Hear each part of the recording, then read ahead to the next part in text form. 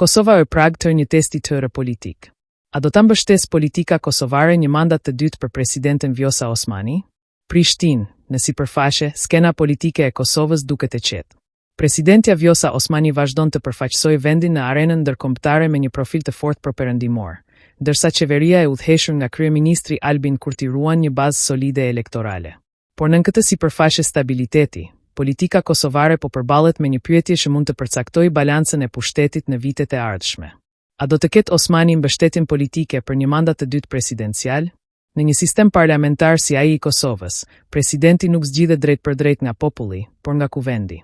Kjo e shndërron zgjedhjen e presidentit në një proces të pastër negociate politike, ku çdo vot është rezultat i kalkulimeve të brendshme partijake dhe marrëveshjeve të heshtura. Në këtë kontekst, mandati i dytë i Osmanit nuk është më një çështje populariteti personal, por një ekuacion kompleks i pushtetit.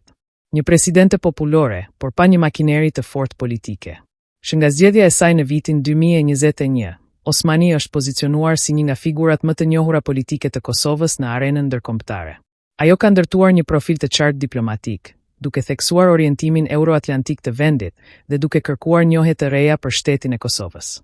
Megjithatë, në politikën e brendshme kosovare, fushia reale nuk matet vetëm me popularitetin publik. Ndryshe nga liderët tradicional të partive, Osmani nuk kontrollon një grup të madh parlamentar. Lëvizja politike që mbështeti, e njohur si Guxo, mbetet një forcë relativisht e vogël në krahasim me peshën parlamentare të partive të mëdha. Në një sistem ku presidenti zgjidhet nga deputetët, mungesa e një baze të fortë parlamentare mund të kthehet në një dobësi vendimtare. Heshtja strategjike e kryeministrit. Një element që ka tërhequr vëmendjen e analistëve është qëndrimi i rezervuar i kryeministrit Kurti mbi çështjen e mandatit të dytë presidencial. Deri tani, ai nuk ka deklaruar publikisht nëse qeveria apo partia e tij do të mbështesin Osmanin për një mandat tjetër. Në politik, një heshtje e tillë rrallë është neutrale. Shpesh ajo interpretohet si një sinjal se opsionet po mbahen të hapura. Kurti drejton partinë më të madhe në parlament, dhe çdo vendim për presidencën do të kalojë përmes kalkulimeve strategjike të kësaj force politike. Për këtë arsye, shumë analistë në Prishtinë e shohin këtë situatë si një moment delikat në marrëdhëniet mes dy figurave më të fuqishme të shtetit. Rivaliteti i heshtur i dy figurave të forta. Edhe pse bashkëpunimi mes Kurtit dhe Osmanit ka qenë publikisht korrekt, politika kosovare është e njohur për rivalitetet që zhvillohen larg kamerave. Të dy liderët përfaqësojnë një brez të ri politikanësh që erdhën në pushtet me premtime për ndryshim dhe reformë. Megjithatë, në çdo sistem politik, bashkëjetesa e dy figurave të forta në majë të shtetit mund të krijojë tensione të padukshme. Disa analistë argumentojnë se një kryeministër i fortë shpesh preferon një president më pak autonom politikisht. Në këtë kuptim, pavarësia politike që Osmani ka treguar gjatë mandatit të saj mund të shihet si një faktor që komplikon mbështetjen e pakushtëzuar për rizgjedhjen e saj. Matematikat e vështira parlamentare. Edhe nëse Kurti do të vendoste ta mbështesë Osmanin për një mandat të dytë, procesi i zgjedhjes mbetet i ndërlikuar. Kuvendi i Kosovës ka 120 deputet dhe zgjedhja e presidentit kërkon një shumicë të konsiderueshme votash në raundet e para.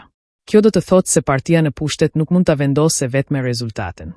Në praktik, çdo zgjedhje presidenciale në Kosovë është rezultat i kompromisit mes forcave politike. Opozita, nga ana e saj, nuk ka dhënë sinjale të qarta se do ta mbështesë Osmanin. Në një klim politike të polarizuar, arritja e një konsensusi të tillë mbetet e pasigurt. Faktorët ndërkombëtar. Një element tjetër që mund të ndikojë në këtë proces është dimensioni ndërkombëtar i politikës kosovare. Osmani ka ndërtuar marrëdhënie të forta me partnerët perëndimor, dhe shpesh është parë si një zë i qartë pro-amerikan dhe pro-evropian. Për një shtet që ende kërkon njohje të reja ndërkombëtare dhe përballet me sfida diplomatike, ky profil është një aset i rëndësishëm. Në disa raste në Ballkan, preferencat e partnerëve ndërkombëtar kanë luajtur rol në vendimet politike të brendshme, edhe pse rrallëherë në mënyrë të hapur. Një vendim që mund të përcaktojë ekuilibrin e pushtetit. Në fund të fundit, çështja e mandatit të dytë të Osmanit është më shumë se një debat për një post institucional. Ajo është një provë për mënyrën se si funksionon balanca e pushtetit në Kosovë, mes qeverisë, parlamentit dhe presidencës. Nëse politika kosovare arrin të gjejë një kompromis për një mandat të dytë të Osmanit, kjo do të sinjalizonte një fazë stabiliteti institucional. Nëse jo, vendi mund të hyjë në një periudhë të renegociatash politike, ku presidenca do të bëhet objekt i një betejë të hapur mes partive. Në një rajon ku politika shpesh lëviz me stabilitetit dhe krizës, zgjedhja e ardhshme presidenciale mund të jetë një nga momentet më përcaktuese për të ardhmen politike të Kosovës.